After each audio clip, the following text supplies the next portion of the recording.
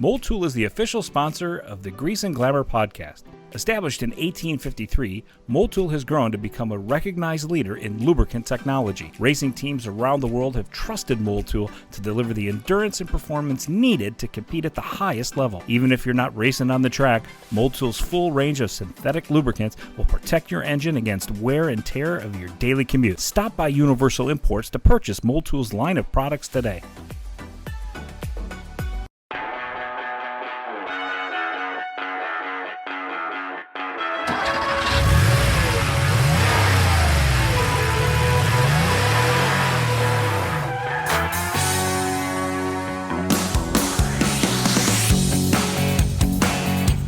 We're back with a stuffy nose and all. I'm back here from I was a week's vacation in Disney. Sunny Orlando. Sunny Orlando. Except for last Friday, it wasn't very sunny. It was 40 degrees. And that happened to be the night that we did the Disney villain night at Magic Kingdom. It was 45 degrees, and the next morning I woke up with a cold. At first, I was convinced I had the coronavirus, but my wife talked me down. Anyway, we are here back at the Grease and Glamour podcast. It is the end of February. It is snowing lightly outside, and we're anticipating spring. And I'm here with my partner, Erin Kane. Hello. And on the phone with us today, very special podcast today, because I've been wanting to talk to these folks for quite some time. But we have Emilie Voss and Faisal Hasan from Carfax. Hi, guys. Hey. Hi. How are you guys? Good. Now, you guys are down in Washington, right? Yes, sunny Washington, D.C., right outside. We're in Centerville, Virginia. And it's like, what's the temperature down there right now? It's a little cool outside, actually, here. We've had 2 days of pouring rain, but we're supposed to have a nice weekend in the 50s. Oh, nice. It's like 30 here. It's really windy. Yeah. Yeah, come on up to Rochester. You'll love it. Gray old Rochester. The president of Carfax actually is from Rochester, and he gets up there all the time to see his mom. Oh, no kidding. Well, we'll have to invite him over to Universal Imports sometime. I'm sure he'd love to stop by. Well, certainly love Washington, D.C. around cherry blossom time. That's a beautiful sight to see, and I highly recommend that for anybody who has never seen that. Definitely. And it's coming up soon. Yeah, I know, like next month, right? In March usually. March, April. It varies on the year, Yep. but it's been pretty warm this winter. So. When is usually the peak? Because I was just talking to my husband about it because I haven't seen it, so I want to go down. Oh. It's usually the first week of April, but Okay. as Emilie mentioned, it is warmer right now. So we start the cherry blossom watch probably right after St. Patrick's Day. Oh, okay. So it was really cool. One year we were down in Washington, D.C., and we took one of these bicycle tours. So you go through the National Mall, and they stop you at all the points of interest, the Lincoln Memorial and the Veterans Memorial and all that. And we stop in front of the White House, and all of a sudden we start to hear this kind of rumble coming from the sky. And it was like perfect timing because we were right there, the back lawn, and these 3 choppers coming by. And 2 of them divert out, and then one of them has the president in it, and it lands in the back lawn, and the president gets out. And the guy who was doing the bicycle tour said, well, the reason there's 3 choppers is they sort of do like a, one of these games where you don't know which chopper the president's in. So 2 of them fly away and one of them lands. So pretty cool stuff. That is very cool. Yeah, that was awesome. And just to finish up on this Disney trip, wow, the things they're doing down there are insane. Like these new rides they have in the Animal Kingdom for the Avatar and the Star Wars. It's just insanity the amount of effort and money they've put into these parks. And you pay a lot, but I have to say it's worth it. I mean, they really give you an experience. It's a lot of people. You got to do a lot of dancing around crowds and stuff, but they give you a pretty good show down there, I'll tell you. Yeah. It's pretty amazing just how consistent it's been over the last 50, 60 years. I try to count Walt Disney. I try to count the money that they make, but you can't count it.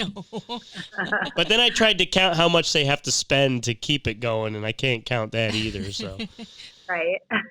so anyway, a couple weeks ago, we had a couple sheriff's investigators on the show, and we had really talked a lot about Carfax because we actually had some inquiries from customers as well as some of our own personal experience of where we've had different car-related fraud things that it turns out that, that there were so many different resources that that the police and law enforcement have to use. And one of the things that came up was Carfax. And it got me to thinking that we really should talk to Carfax because Universal Imports of Rochester, which is our company here in Rochester, New York, and sales and service of fine imported automobiles. But we've been a Carfax dealer for almost as long as Carfax has been around, it seems. We've been around, I think we've been a Carfax dealer for 20 years. I think you guys have been around for 30, right? Something like that? 35 years. Wow. And we've been in business 35, and I think for 20 or 25 years we've been with Carfax, and it's the only vehicle history reporting company that we've ever used. And quite frankly, it'll probably be the only one we will ever use because we have experience with all the others, and none of them report the way Carfax does. And I'm not just saying that because Emilie and Faisal are on the phone. It's true, though. It's true. It is. And so, we thought it would be a really good show to enlighten our listeners as to why Carfax is important. What happens behind the scenes at Carfax to allow you guys to give us this information, what you have to go through to collect all this information so that we can click a button now and see whether a car has an accident, whether a car's been in a flood, whether there's odometer problems, whether there's recall problems. One of the things I love with Carfax, even though we don't really have to use it much, but like the lemon law buyback program that a lot of car manufacturers have, those cars get resold to people. And in some cases, if the dealers that are selling them are not very upfront and forthright, they may be selling cars that had lemon law buybacks without telling somebody or sugarcoating it or something like that. And that's always been something that I've always wanted to make sure our customers know. We don't touch those types of cars. We don't. And cars that have had accidents and that sort of thing. I mean, accidents can be anything from a shopping cart hitting it to, a Malachi Crunch. And now Carfax is even to a point where they can even decipher not just that the car's been in an accident, but the type of accident, the severity of the accident.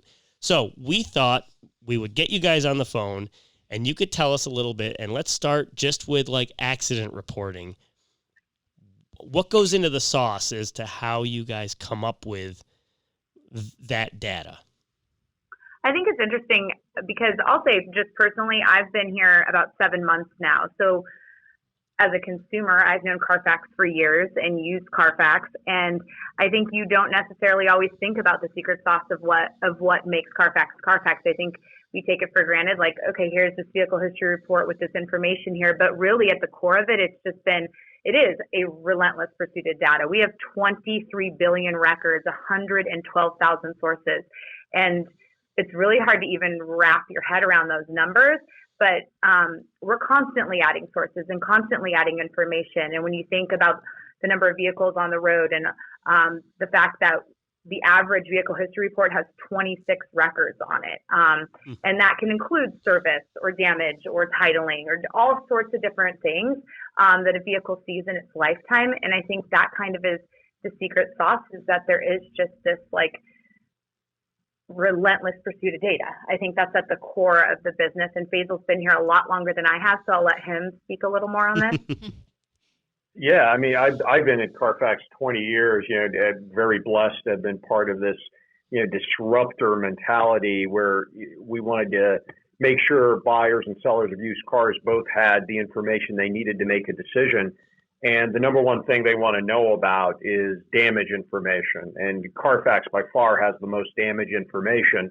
And we started this when we pioneered vehicle history. You know, the very first data points we had our hands on back in 1986 was branded title data, because we knew dealers and consumers, that was their number one thing. You're going to buy a car, you're going to put your family in it, your kid's going to drive it to college, you're going to spend $10,000, $20,000 of your hard-earned dollars. You want to know that's a safe car that's going to run well for a long time. So getting that data from all of these sources to build the picture of the car is just really crucial when you're making those decisions. Right. And, you know, I can think back to when we started with Carfax, and when the initial sort of, you know, history would come out, it would say if a car was in an accident, it would say accident damage. It wouldn't really elaborate too much on it. It would, you know, in the early stages, they could pick out and report an accident. Now you look at a Carfax, and it's wonderful for us. It is such a great resource for dealerships and for consumers that are very concerned about seeing the picture of what this car's life was up to this point. And now we can see if the accident was just the front bumper, just the left side, if it was multiple panels.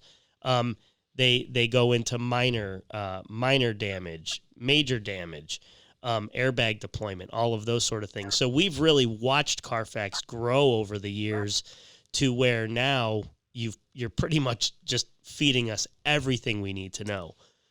And I'm assuming that you see that even going further in the future. There's going to be even more data points that you can point out to us.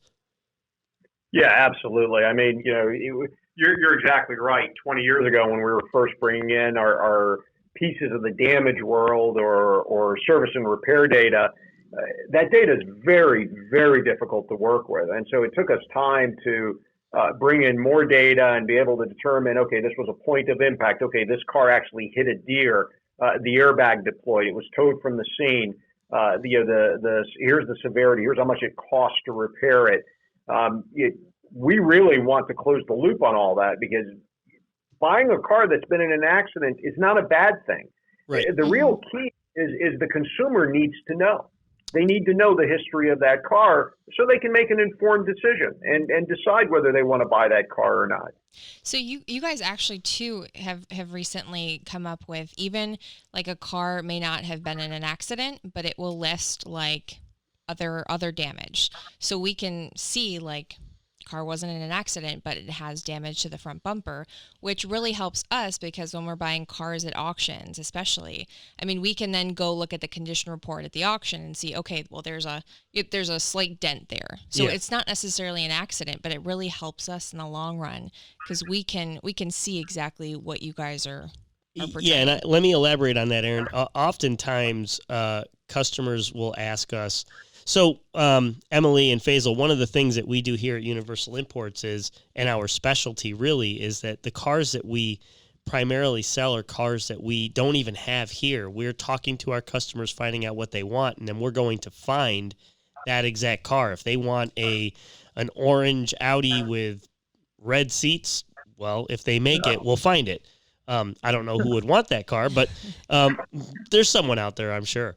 But we will often do that. We'll look at the Carfax and we'll try and correlate that to the condition reports that the auctions give us. And when the Carfax may say it hasn't had an accident, but it does have minor damage reported to the front, and then we see on the condition report that there's a chip or a ding out of the front bumper, we go, oh, okay, that makes sense. That's what was reported.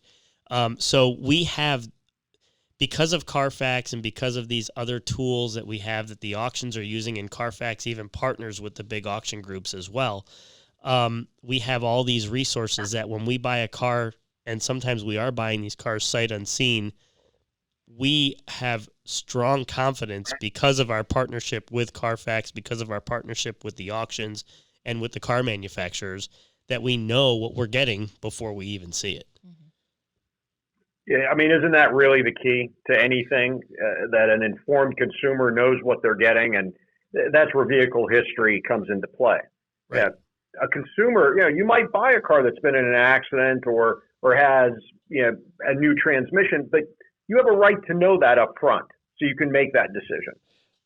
Right, because another issue that a lot of people don't think about is even though an accident may not necessarily speak to a diminished integrity of the car, it could speak to a potential warranty issue. So let's say you buy a car, you think it's under warranty, it had an accident, something goes wrong, you take it to the dealer and say, sorry, we can't warranty this because this fender's already been hit.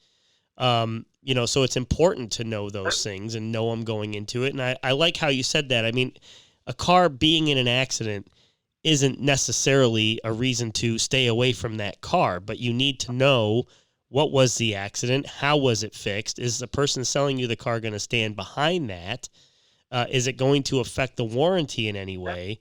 All of those sorts of things need to be ironed out before you enter into a deal with a car like that. And we looked at some data earlier this year, and we know about 40% of vehicles on the road have an accident or have some sort of damage. So that equals 110 million cars on the road. That's a significant number. And the average impact on retail price, though, can be about $500. So if you are buying a vehicle and you might be fine that it was in an accident, but if you don't know it was in that accident, you can end up overpaying. And if that vehicle had a severe accident in its past, that can impact value by thousands of dollars. And so you don't want to end up overpaying either. It doesn't mean that the car is not a great car. You just want to be sure that you're paying the right price for it as well. Right. Hey, Faisal, the first accident reporting on Carfax, was that strictly from insurance companies? No, the first accident reporting was actually 1986, 10,000 title brand records from the state of Missouri. Oh, that's interesting. Yeah, So, I mean, the founder of Carfax, when he came up with the concept in 1986, he felt like the only way you can get damage information was to go to the state DMV and get the title brands. interesting. Okay, so that was the first way, and then after that, I would imagine it moved into either police reports or insurance data.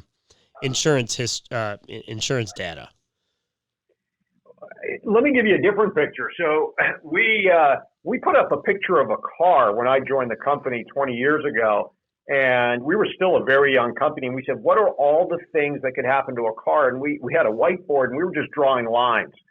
Car gets built, car gets shipped to a dealer, car gets its first owner, car gets an emissions inspection, car gets into an accident. And then from an accident, we said, okay, who touches the accident? And, there's so many people who might touch an accident or talk about damage that we created a roadmap to those tens of ways and pursued all of them. From publicly available data to working with insurance companies, collision repair shops, you name it. Anybody who potentially was going to touch that car during the damage process, the repair process, the total loss, the recycling, parting the car out. Think about all those different things that can happen. Yep, and so over time, that has just gotten easier to access because of technology. So now you have a better way to communicate, not only with public records, insurance companies, but now also with shops and not even big dealerships, which it probably was easier to deal with big dealerships at first, but now you can even get down to the little shop owners. So I think the word easier is one I've never encountered in my 20 years here.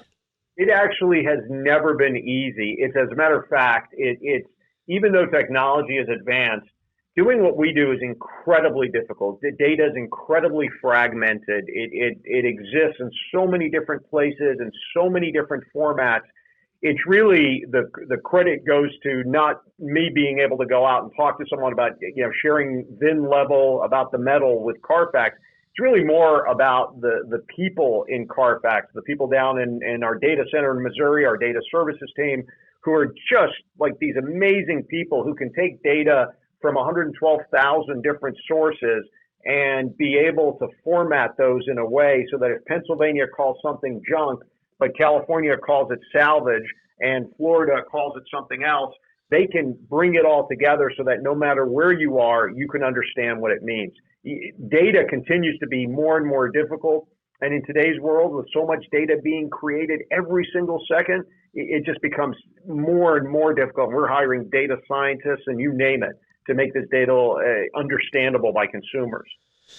Well, and and not to scare people, but and not to make everybody just be so suspicious about everything. But when you talk about how one state might perceive a title versus another, I mean, that is there. Unfortunately, I have run across this early on, that there are people out there that will, as technology advances, so do the criminal activity. So they know how to launder these titles. I mean, they'll buy cars in one state, launder them through 3 or 4 other states, so they get a clean title. And that's why it's so important to work with a company like Carfax. And the proof in why what you do isn't easier, and was a good explanation, is you're the only ones doing what you do to the level that you do it. And if it were easy, there'd be 20 companies doing this. Very good. Your last statement is right, and not fluffing our feathers, but this is really hard.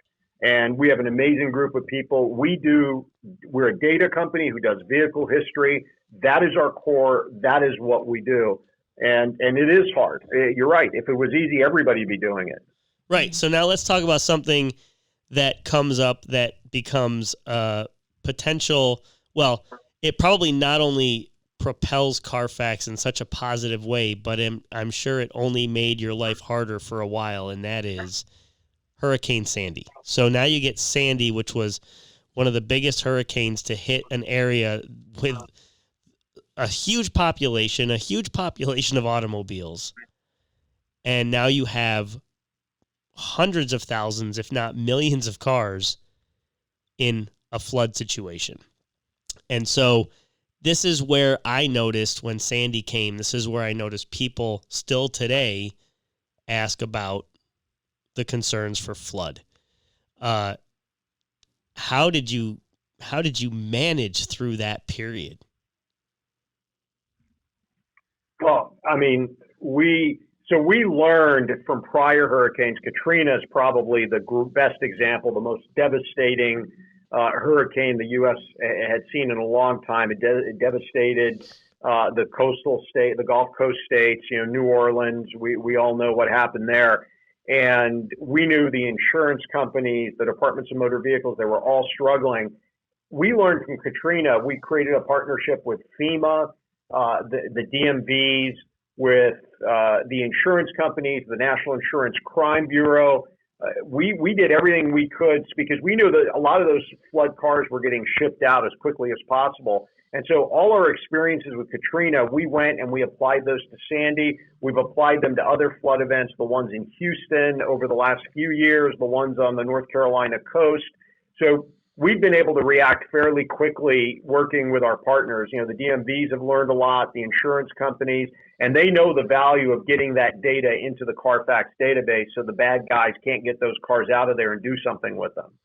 Right. Yeah, we see nationwide, just to put this into some context, about 408,000 flood damaged vehicles on the roads nationwide. And we know about half of the vehicles damaged in floods end up back on the road. So I think when we look at the numbers through the years too, we analyze this down to the city level, but when you look at it from the state level, you do see at the top of the list Texas, Florida, some of the states that you traditionally think to be a little more waterlogged, but we're seeing a rise in some of the other states.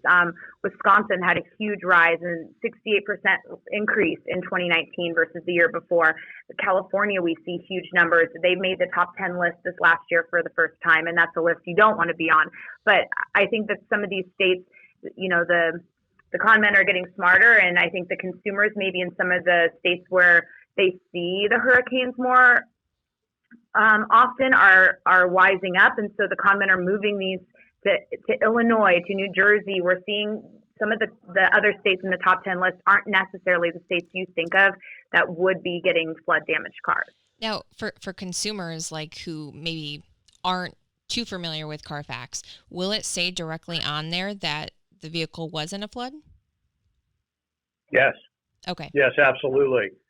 We'll tell you if it was in a flood. We'll We'll let you know if the vehicle was totaled as a result of the flood. Some vehicles have water damage that may not result in a total loss, but we'll let you know if it has flood damage and it resulted in a total loss. And understanding water that goes into a car, salt water is a lot more devastating to a car than, say, fresh water, depending on where it got into the car. Right. But yeah, absolutely, that is absolutely key. And I'll tell you a story of a consumer we had just interacted with a few months ago. She reached out to tell this incredible story. Her husband and her had bought a vehicle. They were looking for like a specialty vehicle, and they bought it in Michigan. They lived in California. It only had a couple thousand miles. They fly out to Michigan. They drive it off the lot. They get 2 hours away. It breaks down on the side of the road. While they're waiting for the tow truck, she decides to pull the Carfax. And she said they had talked about it before, but they hadn't done it because it only had a couple thousand miles. When she pulls the Carfax report, it shows that it was branded as a flood vehicle in Louisiana. Oh, geez. And it only had 10 miles on it.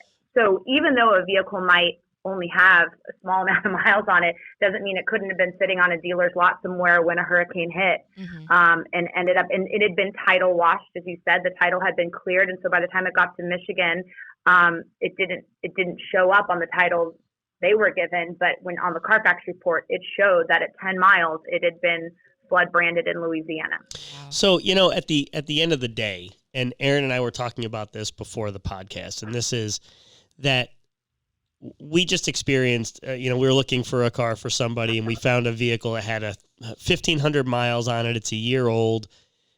And just for the sake of this conversation, we'll call it a Honda.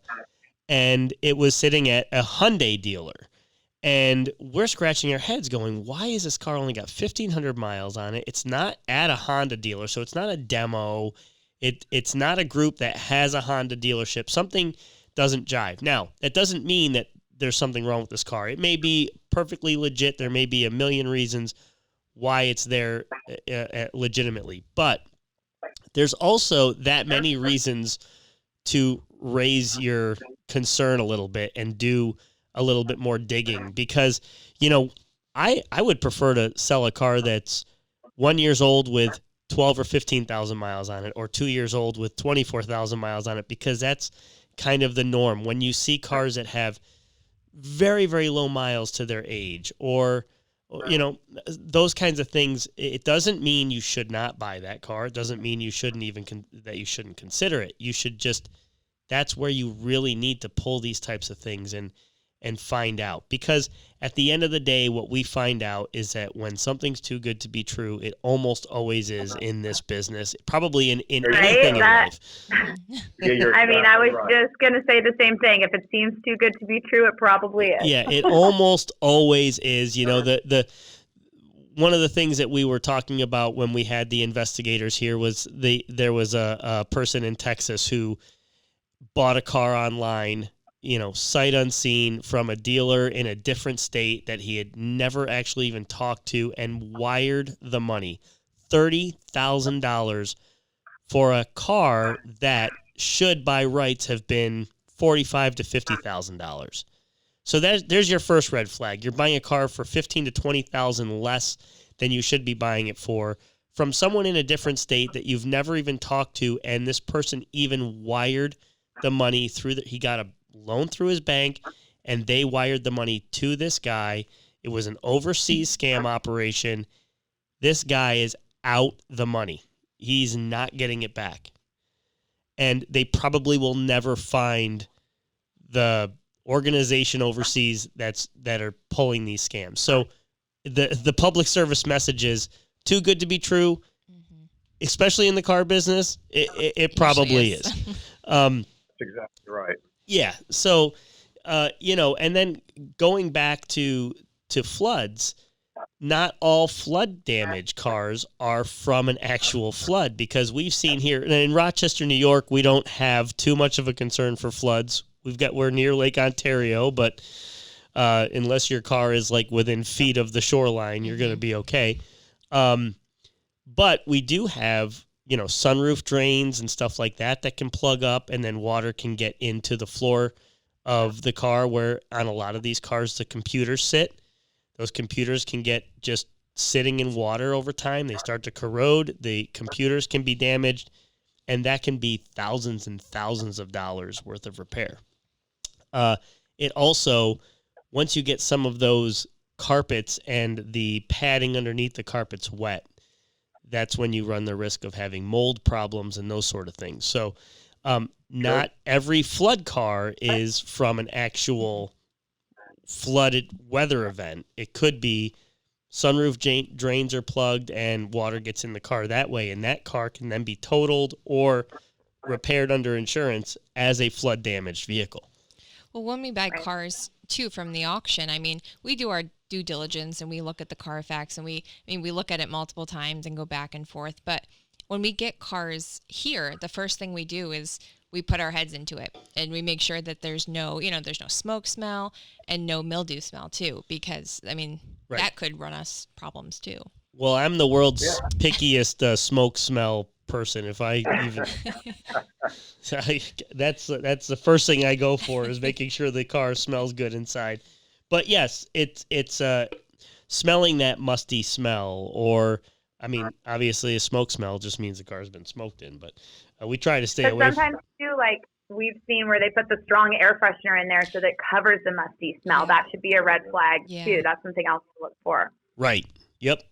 Yeah, so it's all of those kinds of things that you look out for. I know, like we oftentimes when we shampoo carpets and stuff like that, we have to keep the doors open for 12 hours to let everything dry, because if it doesn't dry right, it could smell for months in there if you get the carpets wet. So got to be always careful about that. There's obviously a lot of other things that Carfax is good for beside accident damage, beside flood damage. We also have something that people almost don't think exists anymore. And we're going to get to recalls because that's another huge area. But let's just talk for a minute, because I was taken back a little bit and I was surprised that it took me back, because I've been in this business for 30 years. But odometer rollbacks are still a thing. And I think a lot of people would have thought that by now, with everything being digital, it would be, I will say not impossible, but it would be nearly impossible to roll back these cars with all the technology and all the digital science that's in these cars. It's not like the old days you could take the odometer, it was an analog mechanism back there. You could do whatever you wanted with it and put it back in. And even now with them being electronic, yes, you can plug a scan tool in and potentially roll back an odometer that way. But that's still not super easy, although I'm sure that there's criminals out there that have figured it out. But Carfax is saving people from odometer rollbacks as well. Maybe you guys can speak a little bit about that.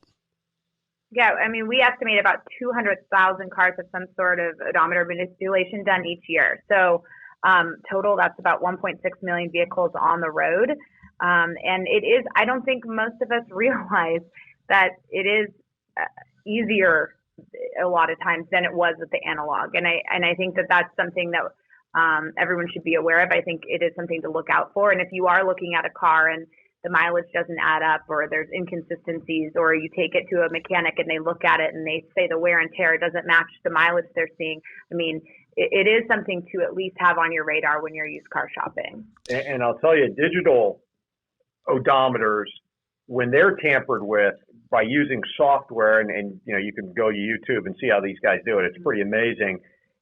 You can't tell if it's been tampered with. Back in the day, in the 70s, if my dad bought a car at auction, his mechanic could tell immediately if somebody had gone in and messed around with the odometer. Oh, yeah, right, for sure. Scratch things up. Yeah, I mean, today you can't. If somebody goes in and uses software to change it, you really don't know unless you're running a vehicle history report or getting that inspection that tells you, oh, geez, this wear and tear doesn't match up with the numbers. Now, what about in the case where, like, say, a vehicle gets registered and like the DMV accidentally puts in like an odometer reading, that's a little bit different, a human error, or like, in the shop, the guys put in an odometer reading that's not correct. You can probably tell, but for a consumer looking at it, I mean, what should they do, I guess? Yeah. So we refer to that as fat fingering. You go in for your safety or emissions inspection, and he's got 10 cars waiting to go through and he's in a hurry and he's just putting in, or he rounds up. That's usually what we see is they round up. The great thing about us, about Carfax, is we get so many odometer readings in an average day that we're able to actually create mathematical models as to what is a real rollback, where someone's trying to defraud somebody versus what's a fat finger, or where someone has rounded up. And, we've tested that over time. And because of all these sources that are coming in, we feel pretty good that what we're reporting is pretty well refined. So if you're a consumer and you're worried that something doesn't seem right, look at the Carfax report, look at the actual odometer, what it says on the dashboard. And I think that you can compare those two and get a pretty good sense of whether this is real fraud or if somebody just fat fingered something and they got reported wrong to Carfax. Mm-hmm. Yeah. So I know when I look at the Carfaxes and we see some of those fat finger type mistakes, the little Carfax guy comes on there and he says, this might have been an error from someone at the at the dealership, or it was just entered wrong. Because, I think as Emilie pointed out when we had a separate phone conversation, she said, odometer rollbacks, they're not going to be a couple 100 miles. I mean, if someone's going to go in and bother rolling back an odometer, usually it's going to be something significant. Mm-hmm. So you're going to see a difference between 10 and 20 or 30,000 miles potentially. Mm-hmm. Exactly. That's exactly right. Yeah. So, so odometer rollbacks, accident damage, that we've covered that stuff. Flood damage, we covered that. And you guys are doing a tremendous job with that. I mean, truly, the reason I was so excited to have you guys on the show is that you really do play a big part in our success as a company, because we can really feel good about when we sell someone a car. Not only do we use our own methods of making sure the car is in good shape, but having that Carfax on top of it is just it's more than the icing on the cake. It gives us a whole nother level of complex checkover. But it really adds to the success of being able to hand someone a car and go, we know this car, we are 100% confident in it, and therefore we can warranty it properly and do all of those things. So we do thank you for that. Welcome. It's a pretty powerful thing, isn't it, when consumers and dealers feel empowered, right? When somebody comes to buy a car from you and you can say, hey, we've inspected this car, we've taken it for a test drive, and we got a vehicle history report on it. I mean, what that does for a consumer is pretty significant in terms of just the relationship they have with dealers, the way they look at dealers going forward. So that's pretty cool. There's nothing worse than buying anything without confidence. And I always, sometimes it's easy when you're in this business to potentially take things for granted. I mean, we're buying cars all day long, so to us it's just our job.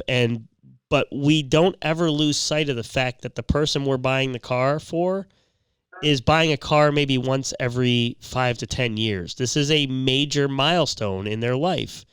So we don't ever take that for granted, even though we're doing this all day long, every day, and what sometimes seems like a big deal to a consumer isn't a big deal to us. We always try to put ourselves in their shoes, and oftentimes I've been accused of acting so excited about a car that we just bought for someone where they go, boy, you're more excited about this car than I am. But it's just what we love to do, and we love to put ourselves in the shoes of the consumer. And so therefore, when we call them and say, hey, we found you a great car, we know we have the support of companies like Carfax behind it too, to really just be 100% confident about it. That being said, we do have to talk about something that is, and over the last few years was a really major issue, and that was recalls. And, primarily over the last 5 years, the big problem was the airbag recalls, the Takata airbag recalls. So first, the question I have is, are you seeing that wane? I mean, that should be starting to phase down a bit. I would imagine those cars are getting satisfied now. I wish I had a better answer for that, but no. I mean, we're still seeing about 1 in 5 vehicles on the road has an open recall. And that's a concerning, alarming number. A lot of those are safety recalls. And we're doing what we can to help raise the awareness. We do have a car care app where you can put your vehicles in. We'll let you know when there is a recall, if there's a remedy available. We have a free recall check. I mean, we're trying to offer as many things as we can to consumers to raise that awareness. I think, the manufacturers send you a paper notification in the mail, but how much mail do we all get these days, and how much are we opening everything? And I think there is, we need, there's other ways we need to reach consumers to let them know, to let car owners know. I can speak for myself. I pretty much throw out anything in my mail that Right. doesn't look like I have to open it the second. And so I think there are other ways we can reach it. We're seeing, we have a vehicle recall search service. And I'll let Faisal talk about this more, but I think there are some states, some state DMVs that are really getting involved in trying to reach out to consumers to help solve this problem and make our roads safer. Yeah, I mean, we project there are about 53 million vehicles on the road today in the United States that have open recalls. And it's not necessarily that cars are badly made. A lot of these recalls actually get recycled, where, like, you take the Takata airbag, they made a lot of the OEMs were very aggressive in making the fix, but it was a temporary fix. Right. And so, they had to go out and do a second recall to get these cars. And so a big part of it is what Emilie said, is getting people to pay attention. And so we've been working very closely with the manufacturers to look for the best touch points. And what we found over time is the best touch points are the departments of motor vehicles, insurance companies, financial institutions, because those seem to be whether it's paper or email, the ones you pay attention to. When my DMV sends me a letter or an email, I always open it, right? When my bank sends me an email or a letter, I always open it. When I get an ad, and I love dealers, right? There are most of the dealers we work with, the majority of them are fantastic. But when I get multiple advertisements from, say, I have a Honda Civic, from multiple Honda dealers in my area, I always feel like they're trying to sell me something. And if it's time for an oil change, I'll look at it. And so we've been trying to help the manufacturers find different touch points. The Carfax Car Care app is a fantastic thing. We've got 14 million people who use it. It's completely free. They put in their VIN, and we track their service repair, their recall history. We tell them when they need a recall. We're echoing what the manufacturer is already trying to tell them. That's a great tool, because not only is that a great tool for that customer at the time they own the vehicle, but it'll be a great tool down the line for the next person who's going to own that vehicle, because that's, again, more data points that you can collect from. Exactly. Yeah, so that's very good. So tell us a little bit about that app. What is the app? I assume you find it in the Apple Store, in the... You can find it, yes, in any of the app stores. It's called Car Care. Formerly, it was called My Carfax. We actually just changed the name, so if you have the app and you're confused by hearing Car Care, it was called My Carfax for a while, but we just changed it to Car Care. And it will tell you, it reminds you when you're due for an oil change. And it is really nice, because if you have multiple cars in your family, and maybe they're from different manufacturers, I think, there's a lot of different apps to track your cars these days. But what I personally like about the Carfax app is that you can look at multiple cars in your garage, and it will tell you, this X is due for an oil change now, this one's due in a couple months, and it goes off of the OEM recommendations too. So that's nice. It knows it's VIN-specific information to your vehicle, and also the open recalls. To me, that is one of the best features on it, is to know you get notified immediately when there's an open recall, and you can see whether the remedy is available or not. And when the remedy is available, you can reach out to your local dealer. If you need to find a dealer, the app can help you do that as well. Well, one of the things that Aaron and I had been kicking around over the last few weeks is talking about how there are some inconsistencies in recall reporting. So sometimes they will blanket a recall, send it out to every, let's hypothetically, we'll say they'll send it out to every Mercedes dealer or every Mercedes owner, but only a certain VIN break of that Mercedes has the recall. And so people will call us and go, hey, I have this recall on my Mercedes. We will actually physically call the dealer and check, and they go, oh, no, that one doesn't have it. And so I do think that what that should prompt people to do is they should get into a habit of periodically checking either now on this Car Care app. They should get that. If it's free, there's no reason not to get it. So folks out there, get that app. You can go to, there are state agencies for the DMV where you can, and there's federal recalls sites where you can put in your VIN number and it'll show any recalls, as well as call your dealer and find out. Yeah, and I will tell you though, Mark, one of the benefits of the Carfax Car Care app is once you put your VIN in, you don't have to do anything. We babysit the VIN for you. And when you get a recall, we're contacting you immediately. You're getting an email, you're getting an alert through the app. So you don't have to go check it. Once you're in there, we work with the manufacturers directly. And so every night we're getting new recalls, we're removing closed recalls. And it's an ongoing process that we've put in place with the manufacturers over the last 20 years because we're helping them create those touch points, those real-time alerts that are at a VIN level, right? Your car, not every Mercedes, but your specific Mercedes has a recall. So, the manufacturers are, letting you guys know when these recalls. How long does it take? If there is a recall that comes up, does it take a little while to get over to Carfax, or is it pretty quick? It's very quick. It's nightly. Okay. It's almost instantaneous. As soon as they add it to their system, they put it in our system, and the whole concept is we're going to have 300 million people look at our vehicle history reports this year, and the idea is all of those eyes are going to see that recall and hopefully direct someone to go and get it closed. We're every day, our 30,000 plus dealers, we're running their inventory for them every day, alerting them whether it's off brand or not, that, hey, here are the vehicles on your lot that have open recalls.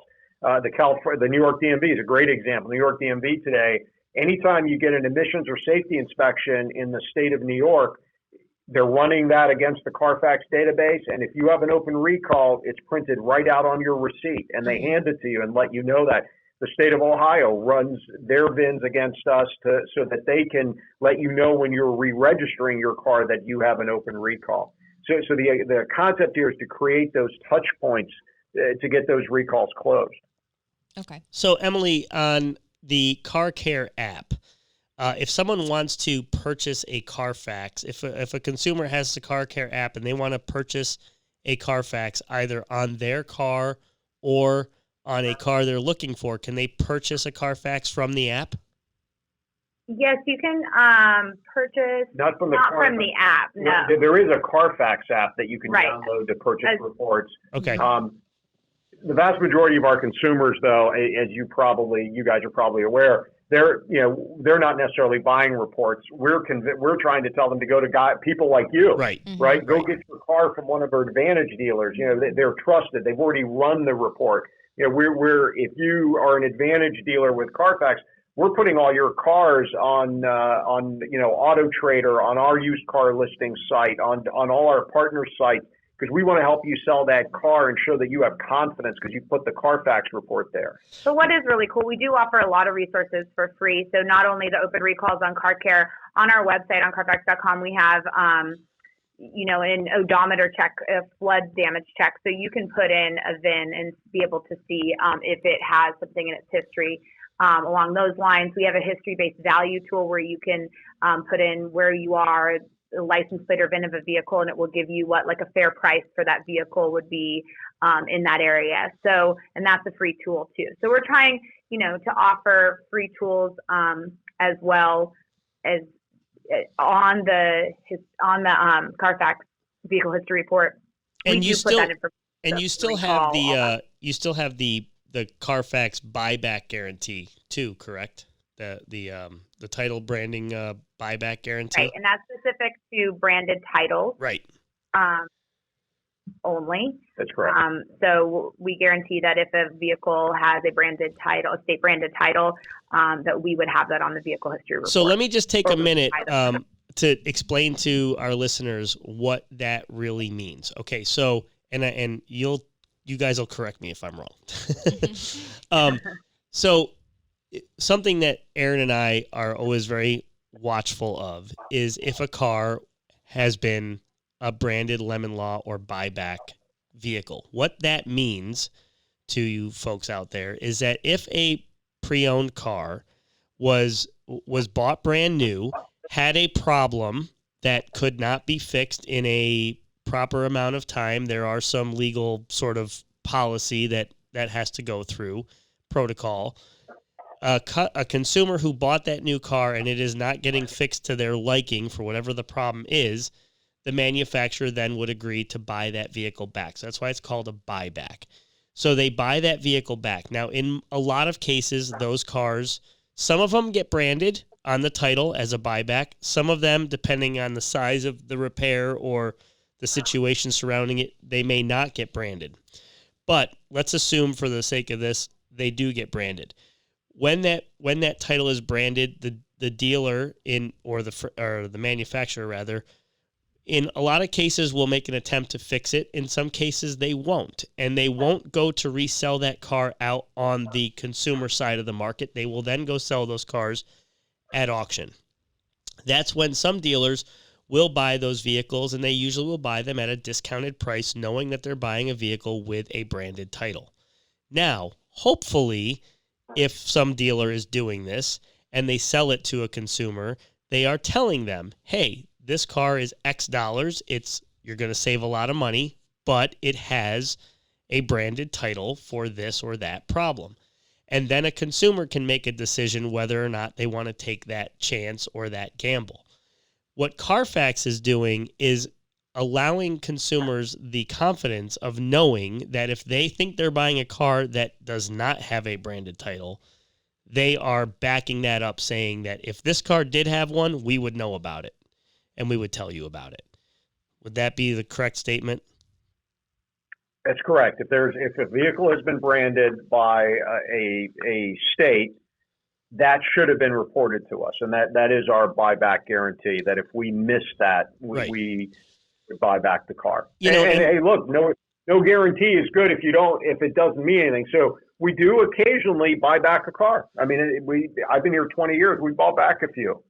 Yeah, I mean, it's a great extra layer of confidence. And, for me, we've never bought a buyback vehicle.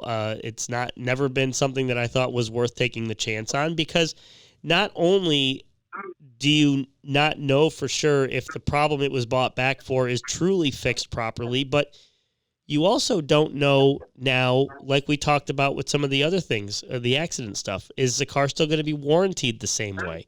All of those kinds of things are just extra layers of things to be concerned with. And, one thing we like to do when we sell a car is not have to worry about anything. Mm-hmm. We want to sell it and not ever worry. We like to sleep at night. Well, plus when a customer goes to resell that again, I mean, right, the value is going to diminish. We actually had a case years and years ago where a lady came in with a vehicle, wanted to trade it in. I ran the Carfax as I do with everything, and I had to go out, and I was the one that had to give her the unfortunate news to tell her that I can't take her car in on trade because it is a factory buyback, and she didn't know what that was. She wasn't aware of it. And when I explained it to her, fortunately for her, she had went back to the dealership she bought it, and they made good on it for her, which was good. It definitely could have went the other way. And she still wound up becoming a customer here after that, and I didn't have to take that car in on trade. So. There you go. But and our buyback guarantee is for any branded title. So if it's a flood brand, a fire brand, we're saying that we would have that on the vehicle history report. Yeah, I mean that's huge. That's just a huge statement to you guys saying, hey, we know our product and we know it works. So, if you come to Universal Imports, the level of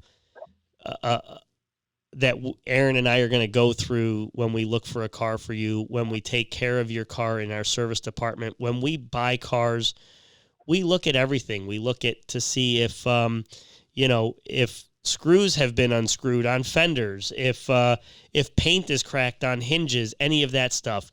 And once we're satisfied with all of that, and once we look at the paint and we make sure it's original paint, and if it's not, we're running a Carfax. We're running a Carfax on every car we buy. We have them all on file for every car that we've bought over the years, and anything that we look at for someone before we even approach them with that car, we've run that Carfax. I couldn't even imagine, truthfully, buying a car without one. And so for you consumers out there, you should feel the same way. You shouldn't even consider buying a pre-owned car without getting a Carfax. And like we talked about on the podcast, an accident, some damage doesn't necessarily mean it's a terrible car or a bad deal. It's just important to know what you're getting. So you need to find a dealer such as Universal Imports, but there are many others out there that use Carfax and do like the Carfax commercial tells you. Show me the Carfax, right? I don't know if that's still the tag, but is that still the tagline? Oh, absolutely. Yeah. Couldn't have said it better. Show me the Carfax. So there you go. we need to get some more of those Carfax stuffed animals here that we can have underneath the we desk. got a few of those years ago. Could be arranged. Well, is there anything else you guys want to add before we kind of close things up here? I think we appreciate you having us on. It was a lot of fun hanging out with you guys. We usually close the podcast with Erin's got a couple little news stories. I don't know if she's got any laid out for us this time. I do, yeah. And then we all kind of go around and comment on them real quick. You guys still game for that? Okay. Let's go, Erin. Make All them right. good. So General Motors autonomous vehicle is cleared for testing in California. The Cruise automation unit can now carry passengers on public roads. The autonomous vehicle will be able to carry passengers as long as a safety driver is present. Cruise joins a list of 5 other companies that had autonomous vehicle pilot permits.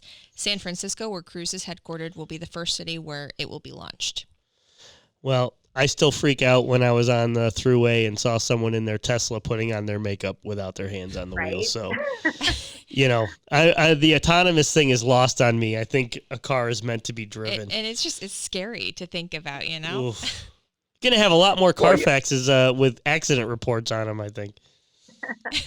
But in our car culture, cars are meant to be driven. But if you think about buses and different things like that, I think the technology is going to get stronger and stronger over time, and it's going to be fascinating. It's going to be just fascinating. I mean, we all get on planes, right? And we know that pilot's got it on autopilot, probably having a cappuccino, Right. and we all feel safe. Oh, But, I thought he was white knuckling it the whole way, just like I was on my seat when I feel the turbulence. I'm like, what was that? Right, but we don't see him doing that. He's behind the closed door. That's right. Right. All right, my next story, I'm sure we may have heard of it before, but a woman whose hands were crushed and pinned while changing a flat tire on a rural road managed to call 911 after she used her toes to dial the number. This woman was replacing her flat when the jack slipped and the car fell, crushing both of her hands between the tire and the fender. She was unable to free herself and she wasn't visible to traffic, so she managed to remove one of her shoes and called for help. The whole ordeal lasted 45 minutes and left her with extensive damage to her hands. Oh my gosh. Can you imagine? Well, Oh.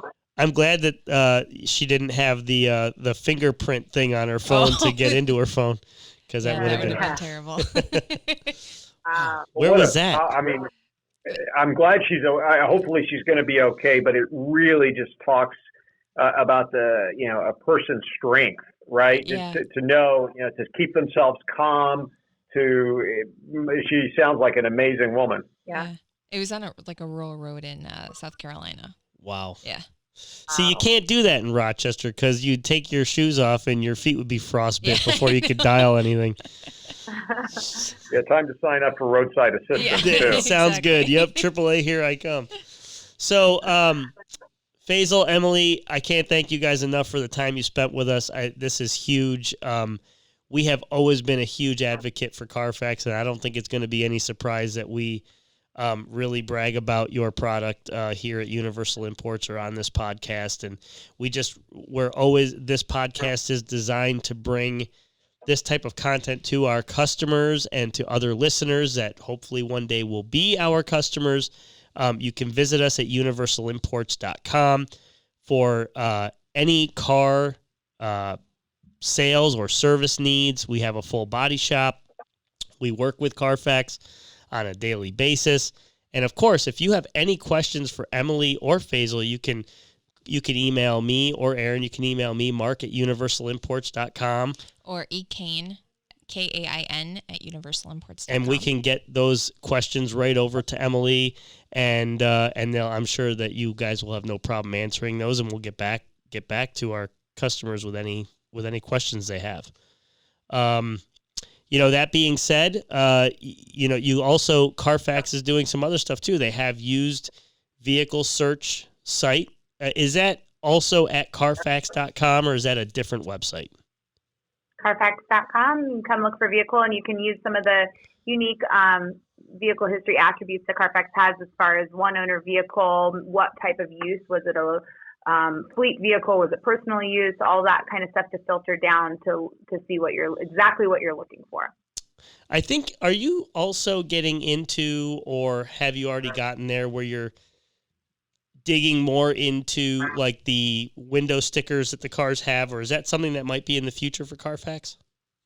Yeah, no, man, this is one of the coolest things that we've been doing with the manufacturers is, when you're going to buy a used car, being able to see that original window sticker is huge. It helps the value of the vehicle. It's fantastic. Dealers love it. They move used cars faster when you can see the original window sticker. It's right there on the vehicle history report. You just click on it. We're about to make it more prominent.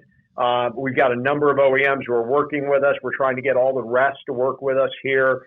It's a free program for the OEMs, but it is cool. It is so powerful to get to see your window sticker right there. And if a dealer is a Carfax for Life dealer, it's even better, because then the consumer gets the window sticker in their glove box in the Carfax Car Care app forever. Mm-hmm. I mean, that's huge.